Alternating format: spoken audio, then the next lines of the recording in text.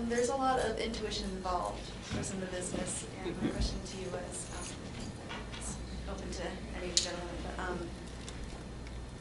has there been a time where your gut instincts have been different from like the logistics of the business, and when have those times been, and how do you manage that? I would say yes to that. We promote a lot of jam bands, and the first band we promoted was String Cheese Incident, their album Round the Wheel.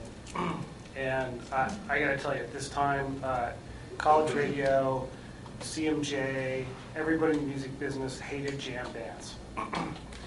And we decided that, I decided that we were going to start promoting them and look for jam band specialty shows.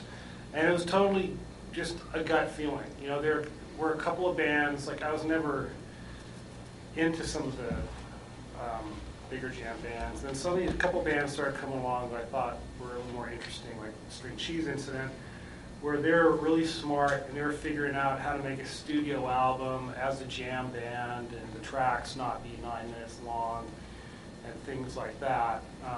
Most bands that kind of fall into that niche had not figured that out. So it was death at radio to send these CDs out. You know, they were known for being long, kind of wanky tracks where, you know, a lot of kind of self-indulgent soloing and group soloing and on. And we just kind of picked a couple of key projects and started tracking down stations and discovered that David Gans, who was tied with the Grateful Dead, had a couple shows going on the radio and some people like that out there. And so we started sending out new music to these people who were mainly just playing the Grateful Dead. And there was, you know, I would say like String Cheese Incident kind of set the bar really high in terms of the business model. They do everything. And you know, when you go to their website, you can not only find out about the band and where they're playing, you can buy concert tickets, you can buy transportation to the concert, everything they control from top to bottom. And they do it their way and they do it themselves.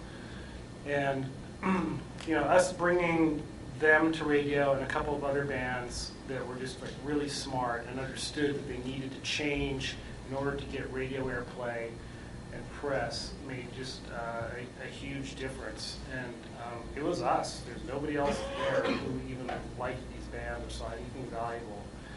And we've just kind of evolved with it. We've stuck with it, and it's just been an awesome thing. And now we're in a situation where, you know, we can take on something like Medeski Martin Wood, and we don't just send it to jazz stations or college stations. We send it to the jam band stations because they've changed a lot too now. And so it's been awesome. You know, now they're playing a lot of jazz. They're even playing country sometimes. You know, so that was just totally throwing caution to the wind and doing something where you know, everybody was telling me it was awful music and nobody wanted to play it, and just really kind of growing with it. It was really an awesome experience. I'd say a big part of my company has been built on that, actually.